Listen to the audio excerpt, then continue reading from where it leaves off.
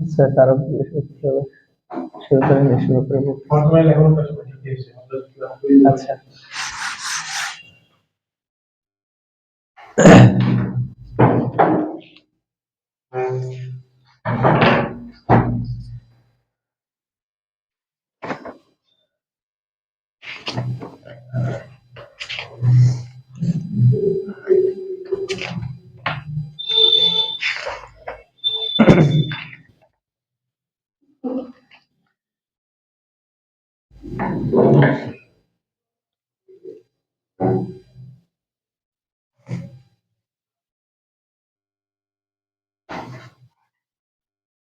আসসালামু আলাইকুম।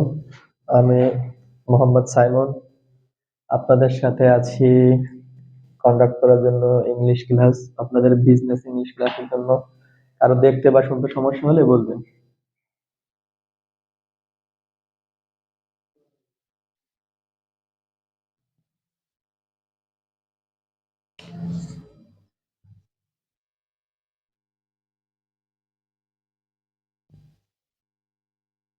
লেখা কি দেখা যাচ্ছে বা লেখা বোঝা যায়?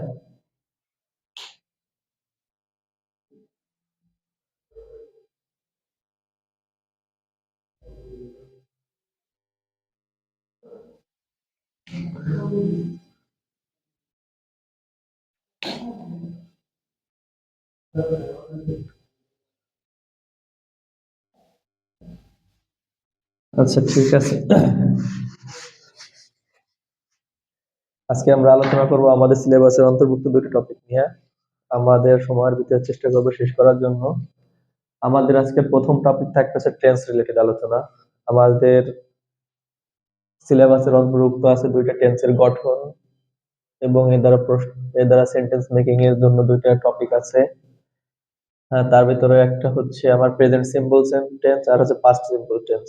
এখন আমাদের আর একটা টপিক হচ্ছে আমাদের আজকের ডব্লিউএইচ কোশ্চেন আর হচ্ছে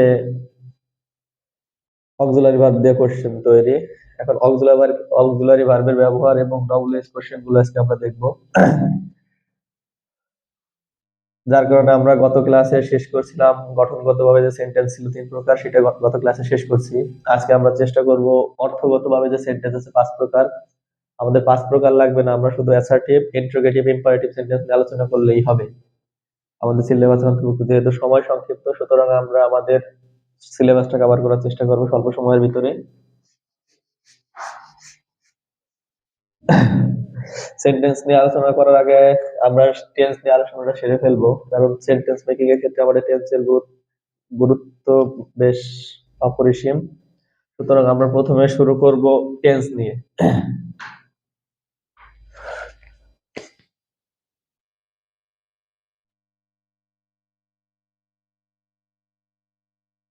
প্রথমত আলোচনা হবে টেন্স নিয়ে, যেহেতু আমাদের টপিকে টেন্স আছে।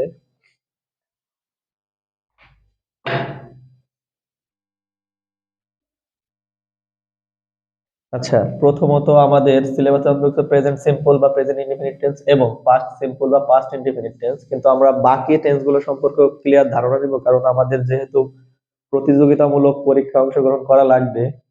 সুতরাং আমরা সময়ের ভিতরে চেষ্টা করব বাকি টেন্স গুলো সম্পর্কে একটু ধারণা দেওয়ার জন্য, যাতে করে আপনারা পরীক্ষা একটু ভালো করতে পারেন। শুধুমাত্র বোর্ড পরীক্ষা না, প্রতিযোগিতামূলক পরীক্ষাগুলোতে যাতে ভালো করতে পারেন, যেহেতু আপনাদের এই পরীক্ষার পরে প্রতিযোগিতামূলক পরীক্ষার মাধ্যমে চাকরিতে প্রবেশ করতে হবে।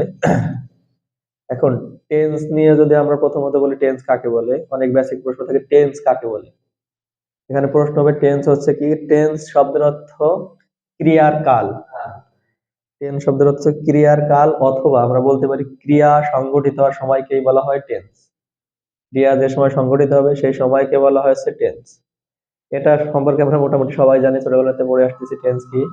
এখন আমাদের হচ্ছে টেন্স কত প্রকার, এটা নিয়ে আলোচনা হবে। টেন্স কত প্রকার?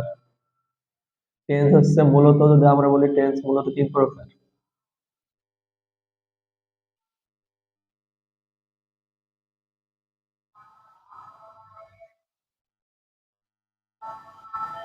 টেন্স মূলত তিন প্রকার, এটা আমরা সবাই জানি, এবং আমরা এটাও জানি তিন প্রকার টেন্স কি কি।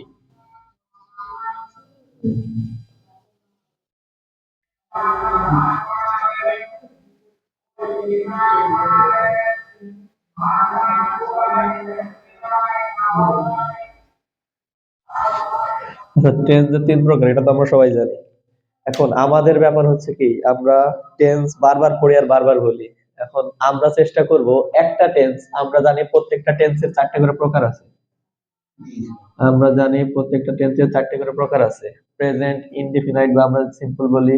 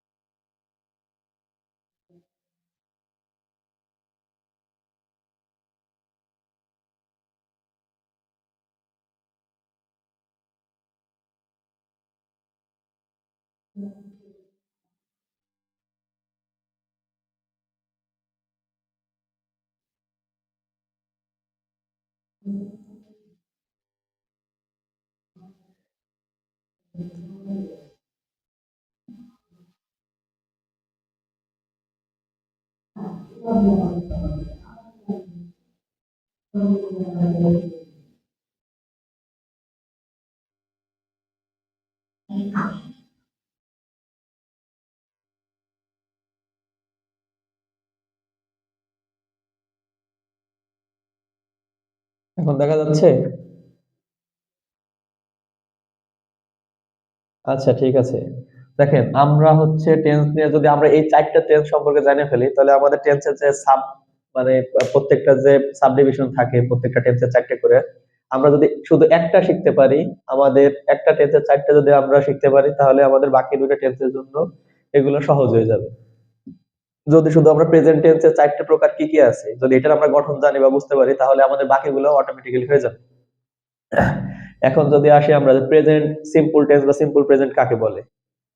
এখন প্রেজেন্ট ইনডেফিনিট টেন্স বা সিম্পল টেন্স কাকে বলে, এটা নিয়ে আমরা যদি প্রথম আলোচনা করি, আমাদের মনে রাখতে হবে যে টেন্স দ্বারা বর্তমান কালে সংঘটিত কাজ বোঝায়। আমরা সাধারণত এটাই জানি যে যে টেন্স দ্বারা বর্তমান কালে সাধারণ কাজ বোঝায় সেটাকে প্রেজেন্ট ইনডেফিনিট টেন্স বলে। কিন্তু প্রেজেন্ট ইনডেফিনিট টেন্স এ দ্বারাও ক্লিয়ার হয় না। আমাদের প্রেজেন্ট ইনডেফিনিট টেন্স ক্লিয়ার বুঝতে হলে আমাদের আগে জানতে হবে প্রেজেন্ট ইনডেফিনিট টেন্স কোন বিষয়গুলোর অন্তর্ভুক্ত। আমাদের সবার আগে আমাদের মনে রাখতে হবে যে টেন্স দ্বারা, লিখতে পারেন আপনারা, যে টেন্স দ্বারা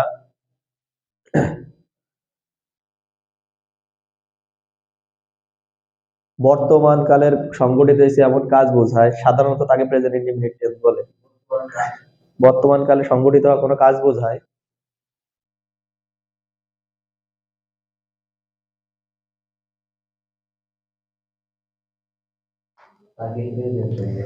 আচ্ছা, তাকে ইনডেফিনিট টেন্স বলে, প্রেজেন্ট ইনডেফিনিট টেন্স বলে। আচ্ছা, আমরা হচ্ছে এইভাবে মুখস্থ করে আসছি আগে থেকে, কিন্তু আমাদের আরেকটু বেশি জানতে হবে প্রেজেন্ট ইনডেফিনিট টেন্স সম্পর্কে।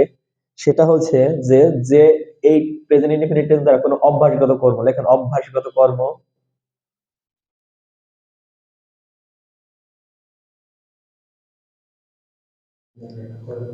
চিরন্তন সত্য,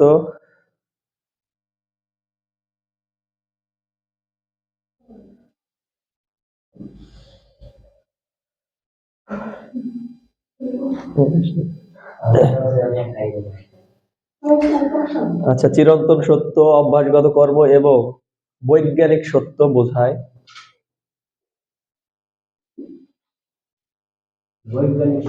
হ্যাঁ, বৈজ্ঞানিক সত্য বোঝায়, তাকে প্রেজেন্ট ইনডেফিনিট টেন্স বলে। আচ্ছা, বোঝাই বলবো সবকিছু আমরা এক্সাম্পল দিয়েই লিখবো। আচ্ছা, আপনাদেরকে যারা অনলাইনে আছেন এইগুলো কি তুলছেন আপনারা? আচ্ছা, আমি যেটা বলছি এটা কি শোনা যাচ্ছে? যে আমি টেন্সের যে বিস্তারিত টেন্স সম্পর্কে বলতেছি, প্রেজেন্ট ইনডেফিনিট টেন্স বা সিম্পল প্রেজেন্ট সম্পর্কে বললাম। আপনারা সিম্পল প্রেজেন্ট টেন্স বোঝার জন্য এইটুকু মাথায় রাখবেন যে টেন্স দ্বারা অভ্যাসগত কর্ম, চিরন্তন সত্য, বৈজ্ঞানিক সত্য, এগুলো কি কি আমি উদাহরণ সহ প্রত্যেকটা বুঝাই দিব। এই জিনিসগুলো অন্তর্ভুক্ত থাকবে প্রেজেন্ট, জি, প্রেজেন্ট সিম্পল টেন্স বা প্রেজেন্ট ইনডেফিনিট টেন্সে এই বিষয়গুলো অন্তর্ভুক্ত থাকবে।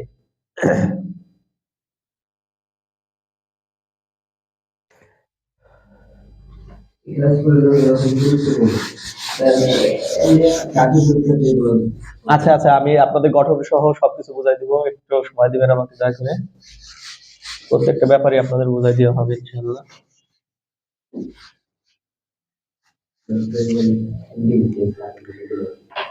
আচ্ছা, আপনাদের যে তিনটা কথা বললাম যে চিরন্তন সত্য, বৈজ্ঞানিক সত্য, অভ্যাসগত কোনো কর্ম। আচ্ছা, আমরা যদি প্রথমত বলি যে আমি ভাত খাই, এই ভাত খাই বলতে কি আমি ভাত খাইতেছি বোঝায়? না, আমি ভাত খাই যদি ভাত খাইতেছি বোঝাইতে বোঝানোর জন্য কন্টিনিউয়াস টেন্স আছে, আমি ভাত খাইতেছি চলমান কাজ। আচ্ছা, আমি ভাত খাই, একজন বললো যে আমি ভাত খাই আর একজন বললো যে আমি ভাত খাই না। একজন বললো আমি রুটি খাই, একজন রুটি খাই না। এই ভাত খাই মানে কি আমি ভাত খাইতেছি না। এই ভাত খাই দ্বারা বোঝানো হচ্ছে কি যে আমার ভাত খাওয়ার অভ্যাস আছে। আমি স্কুলে যাই, এই স্কুলে যাই মানে যে আমি স্কুলে যাইতেছি তা না। আমি স্কুলে যাই মানে আমি স্কুলের ছাত্র। তার মানে এটা হচ্ছে আমাদের অভ্যাসগত কর্ম। আমি প্রত্যেকদিন সকালে মর্নিং ওয়াকে যাই। মর্নিং ওয়াকে প্রত্যেকদিন যাই মানে কি আমি কি হাইটে হেঁটে যাচ্ছি? না, এটা আমার অভ্যাসগত কর্ম। আমাদের যে একটা বদ্ধ ধারণা আছে প্রেজেন্ট ইনডিফিনিট টেন্স যে বর্তমান কালে কোনো কাজ বোঝায়। আসলে বর্তমান কালের কাজের থেকে আমি প্রথমে এই সংজ্ঞাটা লেখাইছি এই জন্য যাতে আপনারা আবার প্রশ্ন করতে পারেন, স্যার প্রেজেন্ট ইনডিফিনিট টেন্স তো বর্তমান কালে কাজ বোঝাবে। আসলে ব্যাপারটা এরকম না। প্রেজেন্ট ইনডিফিনিট টেন্স হচ্ছে আমাদের কোনো অভ্যাসগত কাজ বোঝায়। আপনি যে কোনো অভ্যাসগত কাজ বলতে পারেন যে আমি লিখি, আমি খাতায় লিখি। এটা আপনার খাতায় লেখার অভ্যাস আছে। তার মানে আপনি খাতায় লিখতেছেন ব্যাপারটা এমন না। আপনি লিখতেছেন চলমান কাজ বোঝানোর জন্য ডেডিকেটেড আরেকটা টেন্স আছে, প্রেজেন্ট কন্টিনিউয়াস টেন্স। আচ্ছা, তাহলে আমরা প্রশ্ন করছেন যে স্যার বৈজ্ঞানিক সত্য কি বুঝলাম না। আচ্ছা, যদি বলি যে আমি বরফ তাপ দিলে পানি হয়ে যায়, বরফ তাপ দিলে পানি হয়ে যায়, এটা বৈজ্ঞানিক ভাবে সত্য না। কারণ আমরা জানি কি বরফ হচ্ছে তাপে গলে যায়। আর হিমাঙ্কের নিচে তাপমাত্রায় আসলে মানে আপনার হিমাঙ্কের নিচে তাপমাত্রায় গেলে বরফ হচ্ছে পানি জমে বরফ হয়ে যায়। এটাও সত্য। আপনি বললেন কি লোহা তাপ দিলে প্রসারিত হয়। আচ্ছা, এটা কি হইলো লোহা তাপ দিলে প্রসারিত হয়? এটা কি বর্তমান কালে কোনো কাজ বোঝাচ্ছে? অতীতকালে কোনো কাজ? আগে লোহা তাপ দিলে প্রসারিত হইতো, এখন হয় না, এরকম কিছু না। আমরা কিন্তু এই দ্বারা লোহা তাপ দিলে যে গলে যায় বা প্রসারিত হয় এরকম কিন্তু আমরা কোনো টেন্সে ফেলাইতে পারবেন না। অতীতকালে হয়তো এখন হয় এরকম না, বা আপনার ভবিষ্যতে হবে এরকমও না। এটা চিরন্তন সত্য। সূর্য পশ্চিম দিকে ওঠে, সূর্য পশ্চিম দিকে ওঠে মানে কি উঠতেছে? সূর্য পশ্চিম দিকে ওঠে মানে কি উঠতেছে? এটা চিরন্তন সত্য। বৈজ্ঞানিক সত্য যেগুলো আছে, যদি বলেন যে আবার আমরা বলি যে এরকম যে কথাগুলো আছে যে যে কি পানির তাপ দিলে পানি ফুট কি বাষ্পায়িত হয়ে যায়, এটা বৈজ্ঞানিক ভাবে প্রমাণিত। এটা আমাদের লজিক আছে। সুতরাং এই যে কথাগুলো আছে যে বৈজ্ঞানিক ভাবে সত্য, অভ্যাসগত কর্ম আর একটা চিরন্তন সত্য। যেমন বললাম মানুষ মরণশীল, মানুষ মরণশীল মানে কি মানুষ এখন মরে যাইতেছে? মানুষ আগে মরতো এখন মরে না। মানুষ ভবিষ্যতে মরবে এখন মরতেছে না, এমন তো কিছু না। এটা জাস্ট চিরন্তন সত্য। সুতরাং প্রেজেন্ট ইনডিফিনিট টেন্স আমাদের বুঝতে হইলে বর্তমান কালে কোনো কাজ সংঘটিত হচ্ছে এটা না বুঝে আমরা বোঝার চেষ্টা করব কি যে কোন ক্রাইটেরিয়া গুলো ফলো করে প্রেজেন্ট ইনডিফিনিট টেন্স, যে বর্তমান কালে কোনো কাজ সংঘটিত হয়েছে এরকম বোঝার আগে আমরা বুঝবো কি যে চিরন্তন সত্য, অভ্যাসগত কর্ম এবং বৈজ্ঞানিক সত্য। এইটা যার ভিতরে ফলো করবে। বললাম যে আমার বাবার ডায়াবেটিক্স আছে। আচ্ছা, আমার বাবার ডায়াবেটিক্স আছে বলতে কি আমার বাবার ডায়াবেটিক্স কি হইতেছে চলমান? না, আমার বাবার ডায়াবেটিক্স আছে মানে কি তার এটা ডাক্তার প্রমাণ করে দিছে টেস্টের মাধ্যমে যে তার ডায়াবেটিক্স আছে। ব্যাস এরকম। এইসব আমরা ইনডিফিনিট প্রেজেন্ট ইনডিফিনিট টেন্সের ভিতরে বলবো।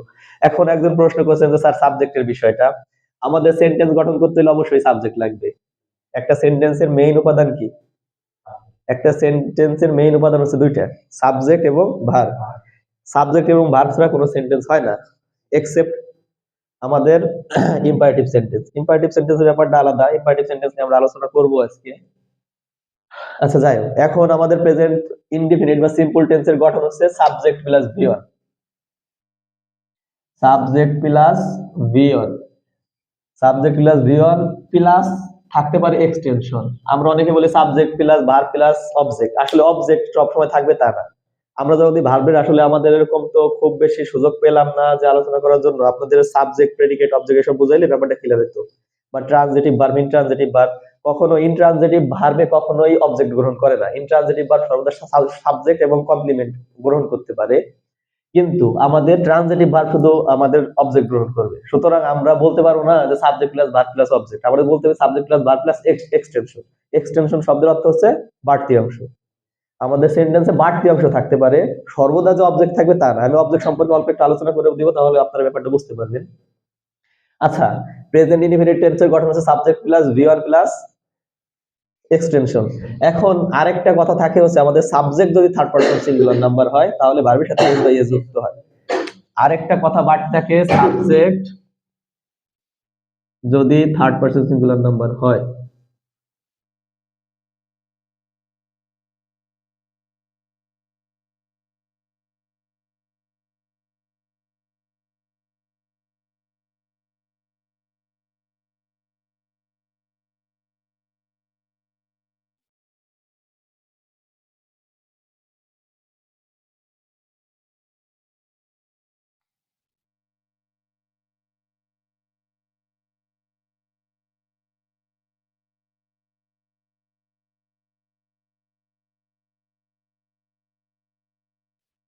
আচ্ছা আমাদের এই কথাটা অবশ্যই মাথায় রাখতে হবে, যদি subject third person singular number হয় তাহলে ভার্বের সাথে এস বাই এস যুক্ত হবে। আপনাদের অনেক সময় দেখবেন যে পরীক্ষায়, প্রতিযোগিতামূলক পরীক্ষায় কারেকশনের ভিতরে এরকম আসে, একটা প্রশ্ন এরকম থাকতে পারে।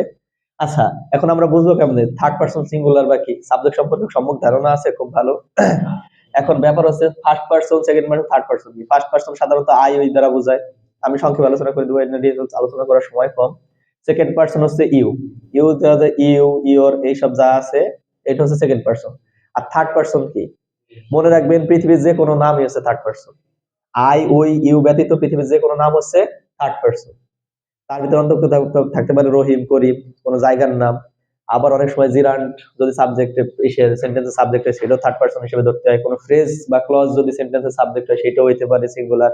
আচ্ছা থার্ড পারসন হচ্ছে আমরা ধরবো কি হি সি আর যে কোনো নাম, মনে রাখবেন হি সি এবং যে কোনো নাম হচ্ছে কি থার্ড পারসন। হি সি ইট এবং যে কোনো নাম এটা হচ্ছে থার্ড পারসন।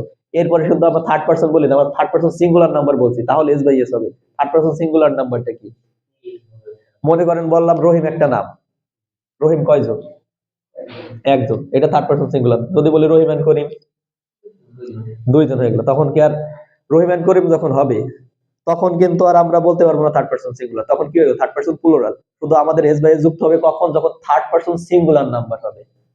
যখন থার্ড পারসন সিঙ্গুলার নাম্বার হবে তখন আমরা এক্সাম্পল এরকম দিতে পারবো।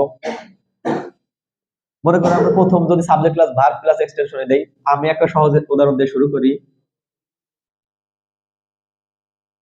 আচ্ছা আই ট্রাই যখন বললাম আমি ভাত খাই, আইটা হচ্ছে কি সাবজেক্ট, আমাদের সাবজেক্ট, ইটটা হচ্ছে কি ভি ওয়ান, রাইসটা হচ্ছে আমাদের এখানে এক্সটেনশন ধরবো, যদি এটাকে অবজেক্ট হিসেবে আসলে এটা এক্সটেনশন আমরা ধরে নেব, আমরা অবজেক্ট বলবো না। আচ্ছা আই ট্রাই যখন বললাম, এবার একটা জিনিস দেখেন তো, তাহলে যদি হি বলি হি কি হবে,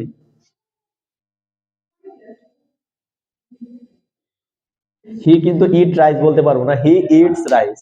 কেন কেন, এটা হচ্ছে আমাদের third person singular number, third person singular number বলে। Thank you.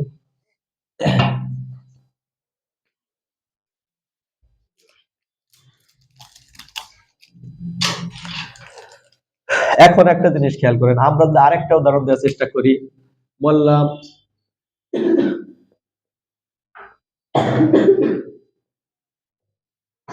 আচ্ছা রহিম ইটস রাইস, রহিম কয়জন, এখন যদি বলি রহিম এন্ড করিম তখন কি ইটস বলবো না ইট বলবো।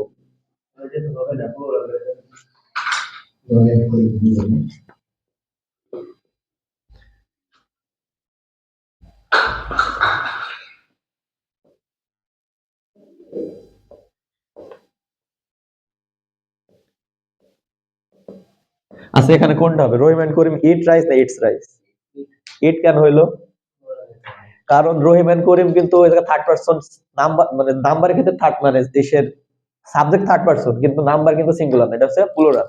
থার্ড পারসন প্লুরাল বলে হচ্ছে আমাদের ভার্বের সাথে এস বাই এস আমরা যুক্ত করতে পারলাম না। সুতরাং রহিম এন্ড করিম ইট রাইস, কিন্তু শুধু যদি বলি রহিম তখন হবে রহিম ইটস রাইস। ঠিক আছে, ব্যাপারটা বোঝা গেছে। আচ্ছা সাবজেক্টের ব্যাপার যে বলছিলেন, আপনাকে ক্লিয়ার হয়েছে, না বুঝলে বলবেন, শেষ করে আরেকবার বোঝানোর চেষ্টা করব।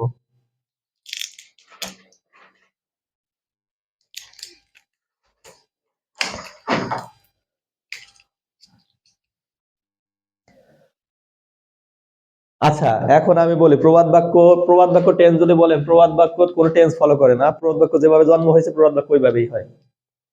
প্রবাদ বাক্য টেন্স ফলো করার চেয়ে বড় কথা হচ্ছে আমাদের অনেক বইতে লেখা থাকতে পারে। আপনারা যদি দেখেন হচ্ছে আমরা সাধারণত সবাই অভ্যস্ত হচ্ছে অ্যাডভান্স বই পড়ে, অ্যাডভান্স বই পড়ে যদি দেখেন, আপনারা দেখবেন আরেকটা বই আছে হচ্ছে আপনার এম রফিক স্যারের নিড নামে একটা বই আছে। তারপর হচ্ছে পিসি দাসের অ্যাডভান্স লার্নিং একটাই আছে, অ্যাডভান্স লার্নিং একটা বই আছে, অ্যাপ্লাইড গ্রামার নামে, যেটা আপনারা চেনেন। কিছু কিছু বইতে দেখবেন ব্যতিক্রম লেখা আছে যে আমাদের শুধু যে প্রবাদ বাক্যগুলো আছে ওটা যেভাবে জন্ম ওইভাবে ব্যবহার করতে হবে। প্রবাদ বাক্য যেভাবে জন্ম, মনে করেন আমি যদি একটা উদ্ধৃতি টানি, আমাদের কবি আছে পার্সি বেশি শেলির একটা কবিতা আছে ওট ফর দ্য ওয়েস্ট উইন্ড, বিখ্যাত একটা কবিতা। সেই কবিতার লাইন আছে, if winter comes can can spring be far behind. এখন কথা হচ্ছে কবি যেভাবে লাগছে আমাদের ওইভাবেই বলতে হবে। আমরা পড়ছি জন ডানের একটা কবিতা পড়ছি, good morrow, good morrow. Morrow means morning, morrow is the ancient use of morning. মানে আমরা এখন এখন আমরা ব্যবহার করি কি, মর্নিং ব্যবহার করি। আমরা কেউ গুড মরো বলি না, আমরা বলি কি গুড মর্নিং। কিন্তু আপনি যদি দেখেন যে 300 বা 250 বছর 300 বছর আগে ইংলিশ এরকম ছিল না, তারা বলতো গুড মরো। এখন জন ডানের কবিতা লেখা আছে গুড মরো, ওই গুড মরো আমরা কোনো অবস্থায় গুড মর্নিং বানাইতে পারবো না, গুড মরোই বলতে হবে। এখন প্রবাদ বাক্য যে ব্যাপারগুলো আছে ওরা যেভাবে জন্ম হয়েছে ওইভাবে আমাদের মুখস্থ করতে হবে, ওইভাবেই বলতে হবে। এটা নিয়ে টেন্স নিয়ে বেশি গুতাগুতি করা মনে হয় না সমীচীন হবে। তারপরে আরেকটা ব্যাপার আছে, আপনি শেক্সপিয়ারের কোনো লেখা পড়লে সব জায়গায় দেখবেন দি, দাও। আমরা এখন বলি ইউ, কিন্তু ওই জায়গা কোন জায়গায় আপনি ইউ মানে যে তুমি, ওই জায়গায় কোনো জায়গায় ইউ লেখা পাবেন না। সব জায়গায় লেখা দাও, দাও মানে তোমার। দা হচ্ছে the ancient use of you. এখন এইটা যদি আমরা শেক্সপিয়ারের কবিতার লাইন যদি উল্টে ফেলাইতে পারি, আমাদের অনেক যেমন আছে। আপনারা একটা প্রবাদ বাক্য পড়ছেন, all that glitters is not gold, পড়ছেন? আচ্ছা, এটা হচ্ছে শেক্সপিয়ারের একটা নাটকের উক্তি। এখন এটা কি আমরা পরিবর্তন করে দিতে পারবো? না, যেভাবে আছে আমাদের ওইভাবেই বলতে হবে। সুতরাং প্রবাদ বাক্যগুলো হচ্ছে অনেকটা আসছে এইভাবে, কোনোটা আসছে কোনো লেখকের লেখনী থেকে, আর কোনোটা আসছে আমাদের পূর্বপুরুষদের মুখ থেকে। এটা যেভাবে জন্ম হয়েছে আমাদের ওইভাবে মুখস্থ করে ওইভাবে লিখতে হবে। প্রেজেন্ট ইনডিফিনিট টেন্স নিয়ে কারো কোনো সমস্যা আছে আর?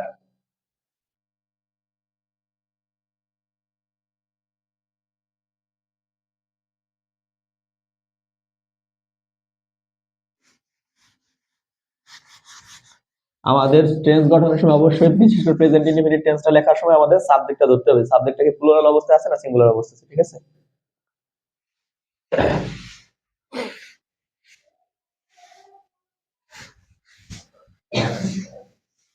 আচ্ছা, আপনারা কিন্তু একটা জিনিস খুব ভালো করে খেয়াল রাখবেন। আমি বলছি আমরা 4টা টেন্স পারলেই আমাদের বাকি 8টা টেন্স হয়ে যাবে। প্রেজেন্ট ইনডিফিনিট টেন্সের গঠনটা কি বলছে আরেকবার বলেন আমার সাথে সাথে, subject plus V1 plus extension, subject plus V1 plus extension. বারবার বলেন, সাবজেক্ট প্লাস কি হবে, ভি1 প্লাস এক্সটেনশন। এক্সটেনশন কেন বলতেছে আমরা অবজেক্ট না বলে, কারণ সব সাবজেক্টে অবজেক্ট মানে সব ভার্বের সাথে অবজেক্ট গ্রহণ করে না। মনে করেন আমি বললাম আই ইট রাইস বললাম, আচ্ছা আরেকটা বললাম আই আই স্লিপ। এখন ব্যাপারটা হচ্ছে আমি ঘুমাই। আচ্ছা আমি কি ঘুমাই, কোন উত্তর আছে? আমি কাকে ঘুমাই, উত্তর আছে? কিন্তু যদি বলি আই ইট রাইস, আচ্ছা আমি ভাত খাই, আই ইট, আমি খাই, ইট পর্যন্ত রাখলাম।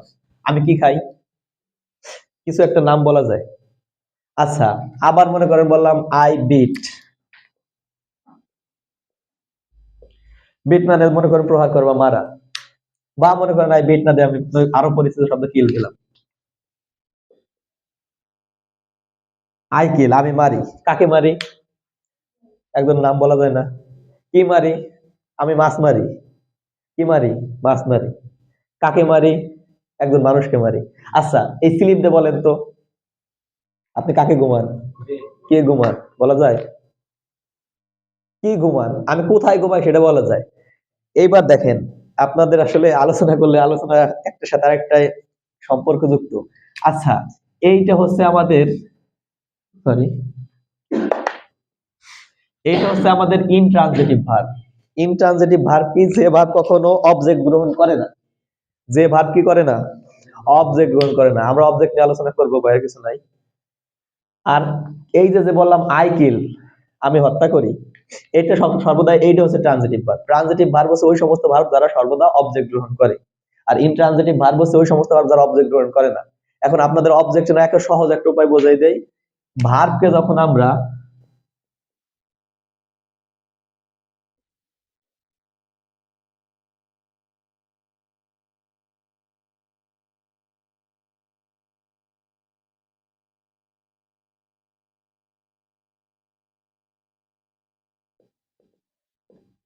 আচ্ছা,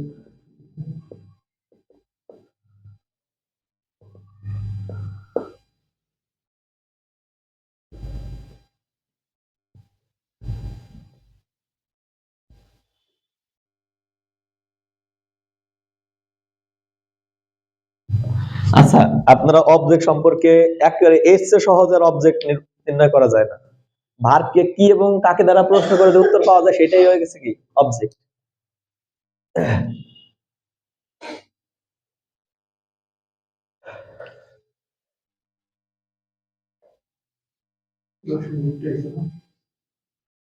এত তাড়াতাড়ি শেষ হয়ে গেল, শুরু করতে লেট হয়েছে। আচ্ছা, ভার্বকে কি এবং কাকে দ্বারা প্রশ্ন করে অবজেক্ট পাওয়া যায়? আপনাদের আসতে পারে হচ্ছে প্রতিযোগিতামূলক পরীক্ষায় আসতে পারে এই সেন্টেন্সের অবজেক্ট কোথায়। একটা সেন্টেন্স দিয়ে বললো এই সেন্টেন্সের অবজেক্ট কোনটা। মনে করে বললাম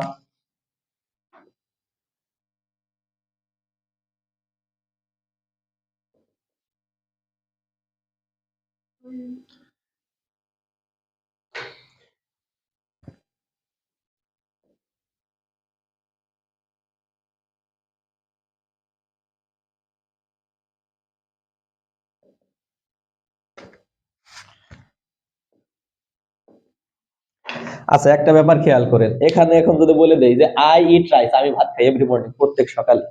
আচ্ছা, আমরা এখানে আন্ডারলাইন করলাম একটা, দুইটা, তিনটা, চারটা। মনে করেন আছে এ বি সি ডি। এখানে বলা হলো তাইলে এখানে অবজেক্ট কোনটা? আচ্ছা দেখেন তো, এই জায়গায় ভার্ব কোনটা, আগে আমাদের ভার্ব বুঝতে হবে। ভার্বটা কি? আচ্ছা, আমি কি খাই? ভাত খাই। তাহলে এই রাইসটা আসলো না। তা আমাদের বলা ছিল কি যে ভার্বকে কি এবং কাকে দ্বারা প্রশ্ন করে যে উত্তর পাওয়া যাবে সেটাই কি অবজেক্ট। এবার আমাদের কথা যেখানতে আসলাম, আচ্ছা এই স্লিপটা প্রশ্ন করেন তো, কি স্লিপ, কাকে স্লিপ বলা যায়? না। সুতরাং আমাদের এই যে কথা থেকে আসলাম যে আমরা আমরা যে স্বাভাবিকভাবে বলে ফেলাই বা আমাদের স্যাররা ছোটবেলায় এরভাবে পড়ায় যে subject plus verb plus object. আসলে কি অবজেক্ট শব্দ হয়? আপনি এই সেন্টেন্সে আমার এই সেন্টেন্সে অবজেক্ট বসায় দেখান তো। এটা ইনট্রানজিটিভ ভাবে কখনোই অবজেক্ট গ্রহণ করবে না। এরপরে যেটা বসবে, এবার আমাদের আরেকটা আসতে পারে পার্টস অফ স্পিচ, যখন স্ক্যানিং আসে প্রতিযোগিতামূলক পরীক্ষা আসবে কি যে এই সেন্টেন্সে কোনটা অ্যাডভার্ব, বা বলতে পারে এই জায়গায় এই যে মনে করেন দেয়া থাকলো আই স্লিপ,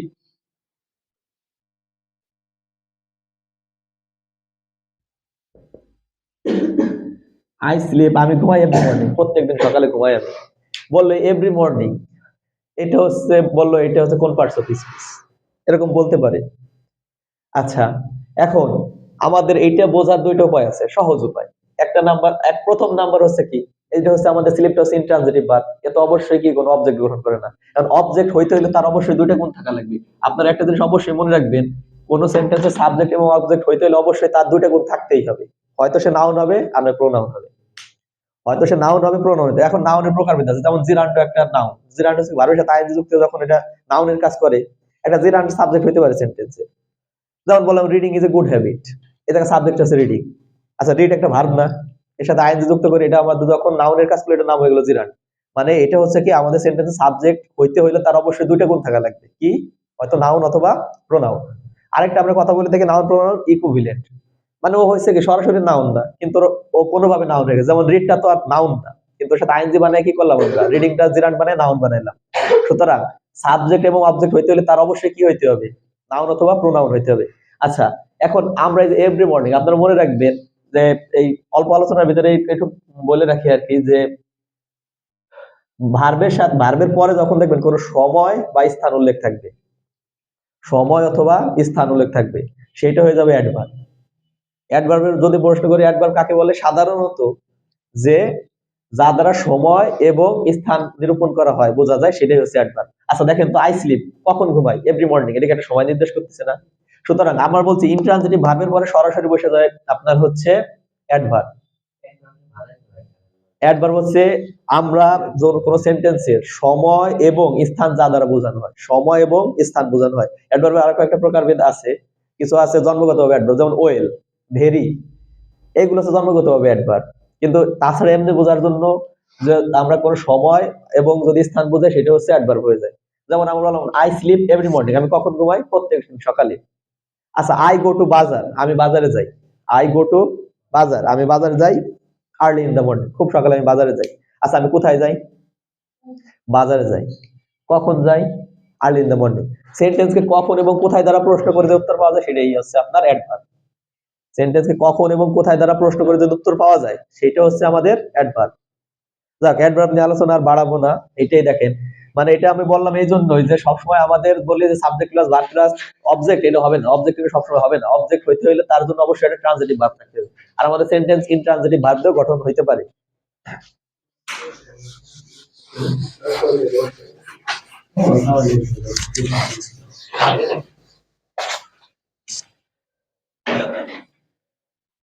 আচ্ছা, এরপরে আমরা পড়বো প্রেজেন্ট কন্টিনিউয়াস।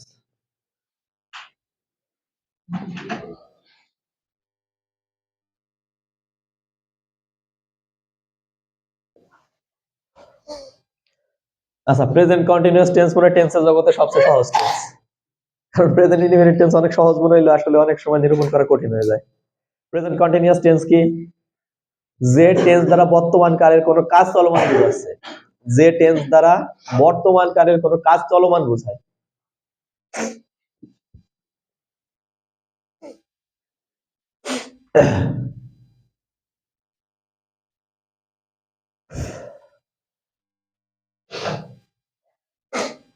আপনারা লেখেন, এটা লিখবো না সময়। যে টেন্স দ্বারা বর্তমান কোনো এখন আছে বর্তমান কালের কোনো কাজ চলমান বোঝায়।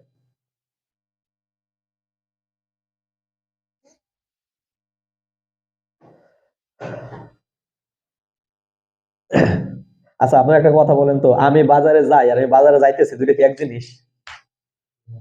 না। আমি বাজারে যাই, এটা কোন টেন্স? হ্যাঁ, প্রেজেন্ট ইনডিফিনিট। কেন ইনডিফিনিট? এটা আমার অভ্যাস, আমি বাজারে যাই। আমি বললাম যে এই আমি বললাম যে তুই যে দিন ভরে ঘরে বসে থাকিস, তোর কি আর কোনো কাজকর্ম নাই? বললেন যে না, আমি বাজারেও যাই।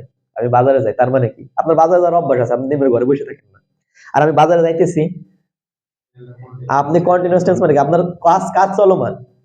আমি ভাত খাইতেছি আর আমি ভাত খাই, দুইটা কি তাহলে এক? আমি ভাত খাইতেছি আর ভাত খাই কি এক? না। আমি ভাত খাই মানে এটা আমার অভ্যাস আছে। সুতরাং প্রেজেন্ট ইনডিফিনিট টেন্স কিন্তু কখনোই ভবিষ্যৎ, এই যে প্রথমে আমি যে লেখাইছি এটাই আমি বলবো বলেই লেখাইছি যে আমরা জানি কি বর্তমান কালে কোনো কাজ বোঝায় প্রেজেন্ট ইনডিফিনিট টেন্স, এটাই আমরা ছোটবেলাতে পড়ে আসছি। কিন্তু আসলে কি দেখেন তো বর্তমান কালে কোনো কাজ কি আসলেই করা হচ্ছে? আমি ভাত খাই, এটা কি কাজ করতেছেন নাকি আপনার অভ্যাস? সূর্য পূর্ব দিকে ওঠে, আপনি রাত্রেবেলায় কথা বলতে পারতেন না, পারেন না। আপনার জিজ্ঞেস করলো যে সূর্য কখন ওঠে রে, আপনি বললেন না সূর্য তো সকালে ওঠে। আচ্ছা, সূর্য সকালে ওঠে মানে কি এখন কি সকাল হয়েছে? কাজটা কি এখন হচ্ছে? কাজ এখন হচ্ছে না, কিন্তু আপনি বললেন। তা বর্তমান কালে কোনো কাজ চলমান থাকলে কন্টিনিউয়াস টেন্স হবে। আর কোনো অভ্যাসগত কাজ বা বৈজ্ঞানিক সত্যি এইসব ইনডিফিনিট টেন্স। এই এখন থেকে আমরা এটুকু বলবো না যে বর্তমান কালে কোনো কাজ হইলে সেটা প্রেজেন্ট ইনডিফিনিট টেন্স। এটা হবে না। কাজ না হয়েও প্রেজেন্ট ইনডিফিনিট টেন্স হতে পারে। আপনি বললেন বরফ তাপ দিলে গলে যায়, এটা কি আপনি কাজ করতেছেন? না, আপনি একটা ধারণা দিলেন। একটা ধারণা দিলেন, এটা একটা বৈজ্ঞানিক সত্য, এটা ইনডিফিনিট টেন্স। কাজ কিন্তু হচ্ছে না। কিন্তু আপনি যদি বলেন যে রহিম ভাত খাচ্ছে, রহিম ভাত খাইতেছে, অবশ্যই কন্টিনিউয়াস টেন্স, কারণ এটা কাজ চলমান না। তাহলে ইনডিফিনিট আর কন্টিনিউয়াস টেন্সের ভিতরে তফাৎ বোঝা গেল। আচ্ছা, এখন আমাদের একটা জিনিস একেবারে সহজ হিসাবে আমি বুঝাই দিই, বলছি চারটা টেন্স পারলে সবগুলো টেন্স পারবে। আচ্ছা, আমি ভাত খাই গেল, এটা বাদ দিলাম। আমি ভাত খাইতেছি, কাজটা কখন চলমান? বর্তমানে চলমান। আচ্ছা, আমি ভাত খেয়েছিলাম বা আমি ভাত খাইতেছিলাম, বলেন স্যার আমি ভাত, বললাম যে আপনারা আসতে দেরি করলেন কেন? বলেন স্যার আমি তো ভাত খাইতেছিলাম। ভাত খাইতেছেন কি এখন না আগে খাইতেছিলেন? তার মানে অতীতে কোনো কাজ চলমান ছিল, এখন কি চলমান আছে? নাই। অতীতে কোনো কাজ চলমান থাকলে সেটা হয়ে যাবে কি পাস্ট কন্টিনিউয়াস। বর্তমান কালে কোনো কাজ চলমান আছে কোন টেন্স? Present continuous. অতীতে কোনো কাজ চলমান ছিল পাস্ট কন্টিনিউয়াস। আর বললাম যে এই এখান থেকে যাওয়ার পরে আগামী 1 ঘন্টা আপনি কি করবেন? বললেন স্যার এখান থেকে যাওয়ার পর আগামী 1 ঘন্টা আমি ফোন চালাইতে থাকবো। কাজটা কি চলমান থাকবে না? যদি অনেক গ্রামারিয়ানের মতে ফিউচার টেন্সের কোনো অস্তিত্ব নাই। ফিউচার টেন্স ভবিষ্যৎ, অতীতের অস্তিত্ব আছে। যেমন অতীতে আপনি একটা ঘর বানায় রাখছেন, সেটা এখনো দেখা যাচ্ছে। বর্তমান কাজ করতেছেন, এটা দেখা যাচ্ছে। ফিউচার কি কোনো অস্তিত্ব আছে? অনেক গ্রামারিয়ান বলে হচ্ছে যে ফিউচার টেন্সের কোনো অস্তিত্ব নাই। আপনি যদি অনেক দেখেন ইংলিশ অনেক গ্রামার আছে, ওখানে ওরা ফিউচার টেন্স করে অ্যাভয়েড করার চেষ্টা করে। কারণ ফিউচারের কোনো অস্তিত্ব নেই। যেহেতু আমাদের ইন্ডিয়ান সাবকন্টিনেন্টে এটাই পড়ানো হয় যে ফিউচার টেন্স বলে কিছু আছে, আমরা এগুলো শিখে রাখবো।